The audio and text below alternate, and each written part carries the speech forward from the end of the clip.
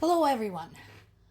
Multiple sources today are covering the meeting between Zelensky and Keir Starmer in London since the US basically just like fucked off and went to bomb Iran. So, um, again, I'm kind of hoping that the rest of the allies basically get it and move on with their lives without the US.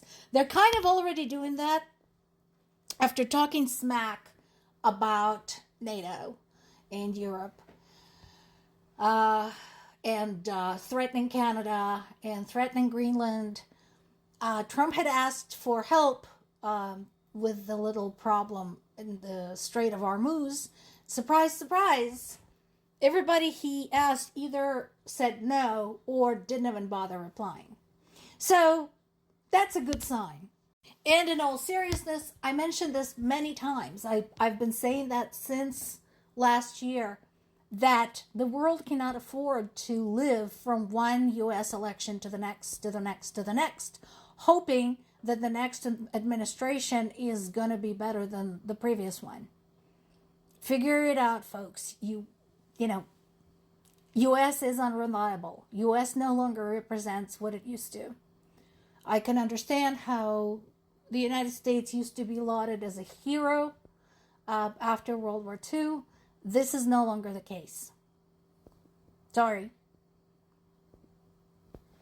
It is what it is. So, while that's going on, Zelensky and Starmer are talking about additional support for Ukraine, Ukraine's support for the allies, because so many are affected by the conflict in the Middle East. And hopefully, the NATO Secretary General, Mark Rutte, will join them too. And I think, yeah, that is a good idea because, again, it's not just between Ukraine and the UK, it's not just between Ukraine and the EU. There's so many bits and pieces involved in this.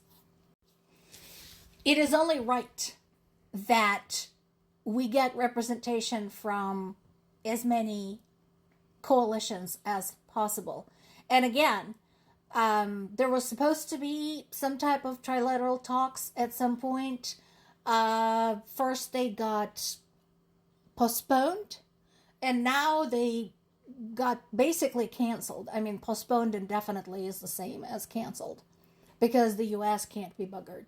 So Ukraine is moving on, working with other allies.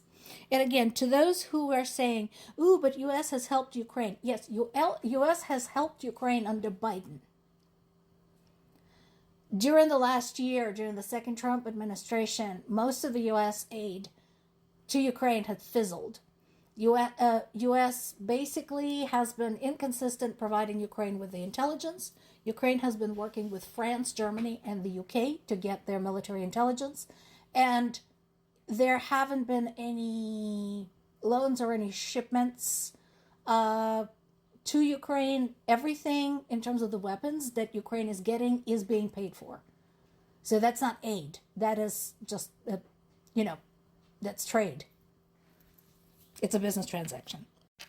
As Ukraine continues to develop better drones with the longer distance capacity, and as I mentioned several days ago, the next class of the Flamingo missiles, also that are longer range, Russia's defense minister Shoigu is raising an alarm saying no region can feel safe. Really? You mean kind of like in Ukraine right now with what Russia is doing? No region can feel safe, nowhere is safe. People have nowhere to go, nowhere to evacuate to.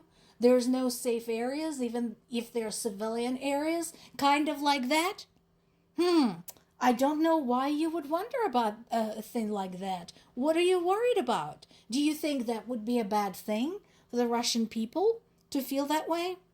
So right now, the long-range drones have reached the range of 1,500 kilometers or about 930 miles. So if you look at the map, they can reach from Ukrainian border to the Ural Mountains. Ural Mountains is basically the eastern border of continent of Europe. A lot of people don't realize that half of Europe sits outside of the European Union. So if you look at the continent of Europe, that's where it ends. That's where Europe becomes Asia. So now, why is it bothering them? Because the Ural Mountains is where Russia likes to hide its military bases and its military manufacturing. And I said that just yesterday. I said, one of the biggest challenges with Ukraine, and the reason Ukraine has been working with France and Germany and the UK and other countries to move its military manufacturing outside of Ukraine, is because it's kind of hard to hide a military facility of that scale, a military manufacturing facility of that scale in a war zone. So now Russia until now had a smaller problem with this because Russia is so much bigger than Ukraine. So they can put shit in all kinds of places and it's going to take a while to find them.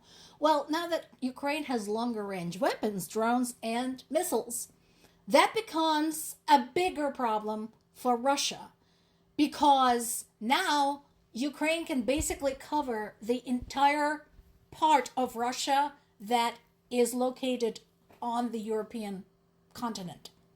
So that whole pre-Ural part of Russia. So yeah, they should be concerned. Now, I want to give you several stories and then I'm going to read you something because I think this needs to sink in. First things first, Russia unveils plans to resettle occupied Ukrainian territories. Now, this is what it reminds me of, the Holodomor, the artificial famine orchestrated by Stalin, basically to starve Ukraine's eastern and southern regions so that he could put Russian convicts there to work in the coal mines. And again, this is not Russian territory. This is the territory they're occupying. And they're already making plans what to do with it. And also, they're giving no thought whatsoever about people who either still live there or used to live there. Because Russia has no plans for those people to come home. And after all, they're just some Ukrainians, so who cares? Right, Russia? Isn't that your thinking? And speaking of which, another thing that Russia is doing, and that is, by the way, a violation of international law, is the forced conscription of Ukrainians in those occupied territories, forcing them basically to sign up and fight on the Russian side. How do they do this? Basically, they force Ukrainian people in the occupied territories to accept Russian passports. And as Russian citizens, quote unquote, they have to register for military service. That's what they're basically doing. Now, those who can basically manage to escape and surrender and cross over to the Ukrainian side. Those who can't get killed in action or get killed by the Russian officers. Here's what I wanted to read to you, and tell me if this sounds familiar. Legal definition of genocide. Any of 5 acts committed with the intent to destroy, in whole or in part, a national, ethnic, racial, or religious group. The acts in question include killing members of the group. Check. Causing them serious bodily or mental harm. Check. Imposing living conditions intended to destroy the group. Check. Preventing births. Check. And forcibly transferring children out of the group. Check and check. I don't know what more proof anyone needs to have that what Russia is doing in Ukraine is genocide. Wake up, world. More to come.